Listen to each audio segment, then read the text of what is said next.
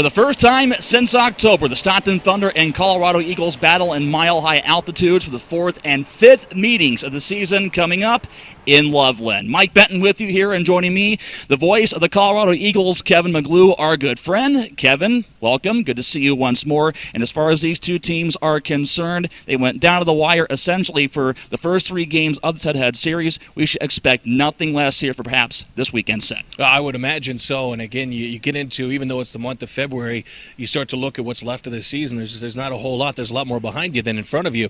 And I think both teams certainly know that playoff seeding, it's very important. This is a time when both teams are going to try to make their push for the respective seedings in the playoffs. And again, great matchups. The last times that we have seen these two teams go at it, it's just been so long, you almost don't know what to expect. So it's got that other intangible to it that I think both teams are going to try to feel each other a little bit out in this game. But with two teams that can put the puck in the back of the net, should be a lot of fun. Thunder coming in right now, fifth in the Western Conference. Colorado is fourth. This building, a lot of fun to play, and if you're a player, very energetic, and we would think as well that first period is going to be a big key. Yeah, absolutely. And I think anytime you are in this building, one of the things that you have going for you as an opponent is you do get that good feeling in here and a lot of emotion. It'll be a Friday night, obviously, so should be a lot of fun. The fans will be going at it. They know the stakes in this game, and they know the fact that this is a time to make a push for Colorado. You look at the next 14 games for the Eagles, 11 of them are in this building. So this one, Colorado really needs to start to make that push,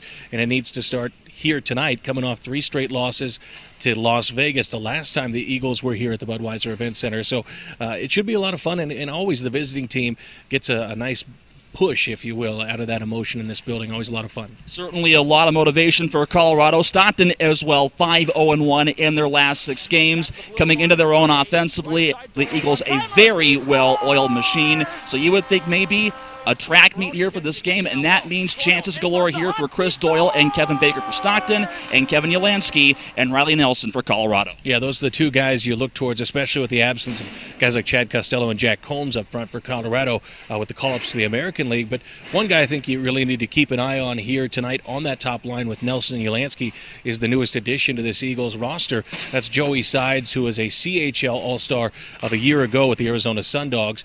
Came in, joined this team last week. Colorado went out, got a couple wins in Bakersfield. Sides had a goal and an assist in his debut there on Friday night against the Condors, and it really seems to fit in pretty seamlessly, which is, as you know, not always easy when you have two high-powered offensive players with a lot of experience, both veterans, to have somebody come in and feel comfortable on that line. But Joey Sides feels very comfortable, and I know tonight's going to be a huge measuring stick, as you had mentioned, one of the hottest teams in the entire league, the Stockton Thunder, so it should be fun. Should be a good one. Kevin, well spoken again. Thank you for joining us. I look forward to it.